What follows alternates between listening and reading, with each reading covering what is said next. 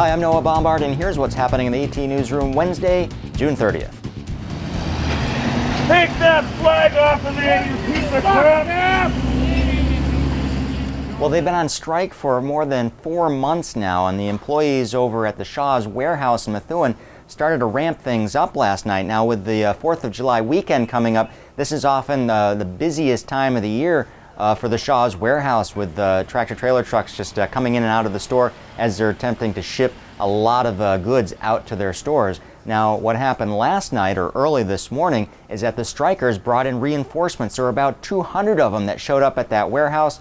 Police had to be called in, additional police had to be called in, and 6 of them wound up arrested.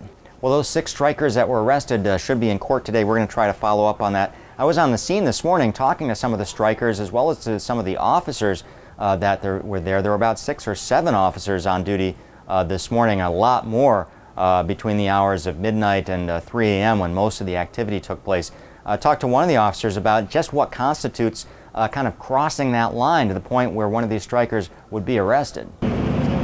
We're down here to maintain order and maintain peace, and once we ask them to move and disperse so we can clear the area so that traffic can flow, that's what we ask them to do. And if they comply with that, there hasn't been any problems.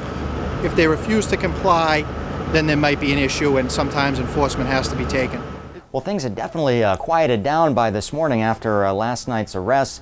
There were still a lot of shouting and profanity being thrown at the drivers, but the usual strike stuff. Officers are continuing to keep an eye on that. We do expect things to ramp up again tonight after midnight as more trucks come funneling in there and more picketers show up. So we're going to keep a close eye on that.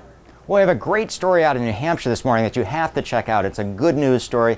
A 17-year-old boy who saved his father from the wood chipper. Kevin Stacy runs Stacy's Tree Service in New Hampshire and was working on a project when he found himself caught into the wood chipper. He was actually getting pulled into it. His 17-year-old son, Danny, responded real quickly. Danny says his first instinct was to grab his father, but he said something else kicked in and he actually hit the kill switch and was able to save his father. His father did get some injuries to his arm as it was starting to be pulled in, but he survived and has all of his limbs intact.